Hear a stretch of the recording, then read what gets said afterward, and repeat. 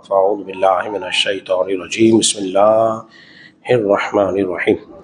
حضرات محترم، آپ حضرات درس سے بخاری سماعت کر رہے ہیں اور بخاری شریف سے آج ہماری حدیث نمبر 244، 45 اور 46 ہے۔ حدیث نمبر 244 غیلان بن جریر رضی اللہ تعالیٰ عنہ بیان کرتے ہیں، فرماتے ہیں کہ میں رسول اللہ صلی اللہ علیہ وسلم کی بارگاہ میں اس وقت حاضر ہوا کہ میں نے دیکھا کہ آپ کے ہاتھ میں مسواک ہے اور آپ اپنے ہاتھوں سے مسواک لے کر اپنے دانتوں کو صاف کر رہے ہیں اور اس میں سے او او کی آواز آ رہی ہے کہ گویا ایسا معلوم ہوتا ہے جیسے آپ کہہ کرنے والے ہو۔ حضرات محترم، ایک اور حدیث مبارک آپ کے سامنے بیان کر دیتا ہوں، پھر اس پر ہم تبصرہ کرتے ہیں۔ عبداللہ ابن عمر بیان کرتے ہیں کہ نبی پاک صلی اللہ علیہ وسلم فرماتے ہیں کہ میں نے خواب دیکھا اور خواب میں دو شخص میرے پاس آئے، ایک عمر کے لحاظ سے چھوٹا تھا اور ایک عمر کے لحاظ سے بڑا تھا، تو میں نے مسواک جو تھی وہ بڑے عمر والے کو دے دی۔ حضرات محترم، اب دونوں حدیثیں آپ کے سامنے میں نے رکھ دی ہیں۔ اب اس میں جو بات معلوم ہو رہی ہے وہ یہ کہ سنت جو ہے مسواک کرنا سنت مبارکہ ہے اور نبی پاک صلی اللہ علیہ وسلم نے اس پہ دوام فرمایا ہے، یعنی کہ ہمیشہ آپ نے کی ہے اور آپ نے صفائی ستھرائی کا بڑا خیال رکھا ہے۔ اس صفائی ستھرائی میں جہاں ہمارے جسم کی نفاست تو وہی منہ کی نفاست کا خیال رکھا گیا ہے تاکہ منہ میں بو نہ آئے اور بات کرنے والے کو آپ سے ایذا و تکلیف کا سامنا نہ اٹھانا پڑے، تو اس بات کا بہت خیال رکھا جائے۔ حتیٰ کہ نبی پاک صلی اللہ علیہ وسلم کو مسواک سے اس قدر محبت تھی کہ آپ نے چاہا کہ میرا جی چاہتا ہے کہ میں مسواک کو ہر وضو کے لیے فرض قرار دے دوں، لیکن امت کے مشقت میں پڑنے کے اندیشے کی وجہ سے آپ نے اس کو بولی فرض قرار نہیں دیا، ورنہ کتنی بولی مشکل ہو جاتی۔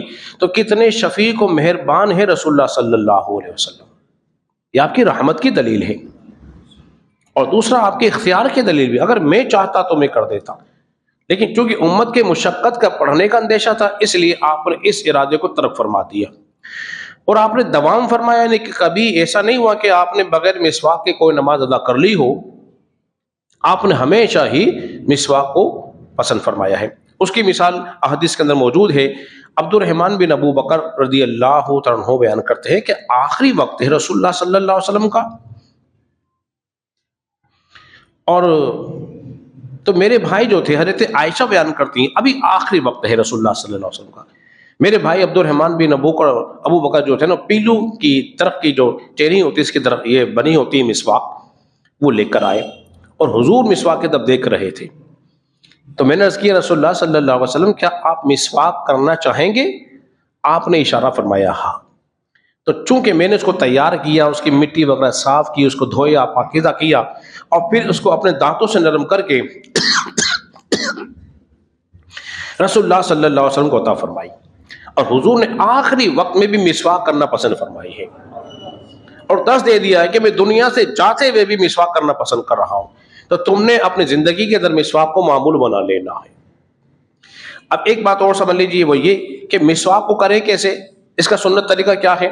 مسواک زیادہ موٹی نہ ہو نہ زیادہ پتلی ہو، یہ چنگلی اگلی جو ہے نا اس کے برابر اس کی موٹائی ہو، اور پھر اس کو چوڑائی میں کریں گے، لمبائی میں نہیں کریں گے۔ سمجھ بات آپ کے؟ اب چونکہ دانتوں کی صفائی ممکن ہے تو وہ جس چیز سے بھی ہو جائے۔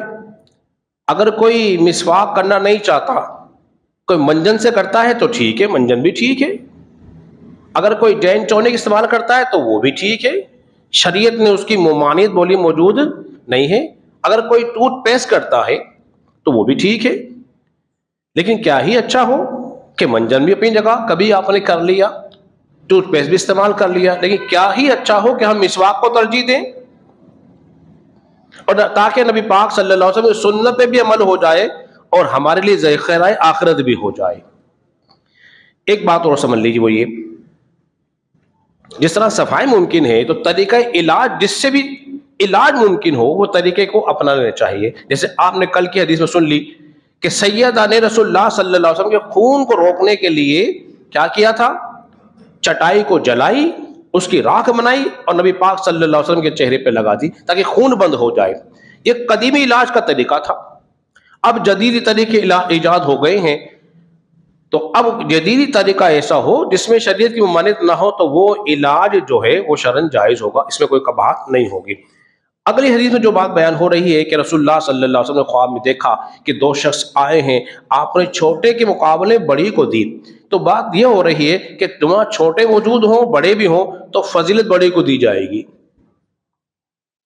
فضیلت بڑے کو دی جائے گی. ایک بات اور ذہن میں رکھ لیجیے، وہ حدیث بھی ذہن میں رکھیں، وہ کیا ہے کہ نبی پاک صلی اللہ علیہ وسلم نے ارشاد فرمایا جو اپنے بڑوں کی عزت نہ کرے اور اپنے چھوٹوں میں شفقت نہ کرے لیس منا، وہ ہم میں سے نہیں ہے، یعنی کہ ہمارے طریقے میں سے نہیں ہے. آخری بات کرتا ہوں پھر اپنی گفتگو ختم کر لیتا ہوں. یہ آخری حدیث مبارکہ اس باب میں جو آئی ہے، یہ ہمارا باب مکمل ہو رہا ہے. 247 اس حدیث کا نمبر ہے. نبی پاک صلی اللہ علیہ وسلم نے چند دعائیں سکھائیں. آپ نے فرمایا جب تم بستر پہ لیٹ جاؤ تو پہلے وضو کر لو. بستر پہ لیٹ جاؤ تو پہلے وضو کر لو، یعنی کہ اب تم سونا ہے تو تم نے بغیر وضو کے نہیں سونا، وضو کے ساتھ سونا ہے تاکہ تمہارا یہ سونا بھی بولیے عبادت بن جائے. دیکھیے نبی پاک صلی اللہ علیہ وسلم کیسے حریص ہیں اپنی امت کے، کہ چاہتے ہیں امت ہر طرف اور ہر لہجہ اجر و ثواب میں ہی رہے. فرمایا کہ جب تم وضو کر لو اور بستر پہ لیٹ جاؤ تو کہو اے اللہ میں نے اپنا چہرہ تیری طرف پھیر لیا ہے. اپنے چہرے کو کیا فرمایا؟ اے اللہ میں نے اپنے چہرے کو تیری طرف کر لیا ہے، اور اپنے سارے معاملات اللہ کے سپرد کر دو. سارے معاملات یعنی کامل بھروسہ کرو اللہ کی ذات پر،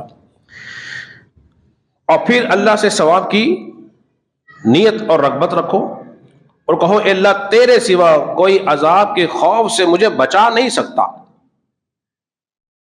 اے اللہ میں تیرے اوپر ایمان لایا، تیری کتابوں پر ایمان لایا، تیرے نبیوں پر ایمان لایا، جو تو نے بھیجا ہے اس پہ ایمان لایا. فرمایا اگر کوئی اس رات میں فوت ہو جائے، آخری جملہ بڑا کام کا ہے، فرمایا جو یہ دعا پڑھ کے فوت ہو جائے گا تو پھر ہوگا کیا؟ اس کا خاتمہ بالخیر ہو جائے گا، خاتمہ بالخیر ہو جائے گا. وہ دیکھو کوئی پتہ نہیں ہے آپ کی آنکھ کب لگ جائے اور کب فرشتہ پہنچ جائے اور روح قبض کر لے، تو کیوں نہ اللہ کا ذکر کر کے سوئیں اور آخری کلمہ اللہ پر ایمان کا ہو، تو پھر تم خاتمہ بالخیر ہوگا، ایمان کی حالت میں چلے جاؤ گے. جب ایمان کی حالت میں جائیں گے تو حدیث یاد رکھ لیجیے کیا ہے، جس کا خاتمہ ہوا لا الہ الا اللہ دخل الجنہ، وہ جنت میں داخل ہو جائے گا. تو نبی پاک صلی اللہ علیہ وسلم نے ہمیں سونے کھانے بیٹھنے اٹھنے کے تمام آداب سکھائے ہیں. اللہ رضی کے بارگاہ میں دعا فرمائے اللہ ہم سب کو سمجھ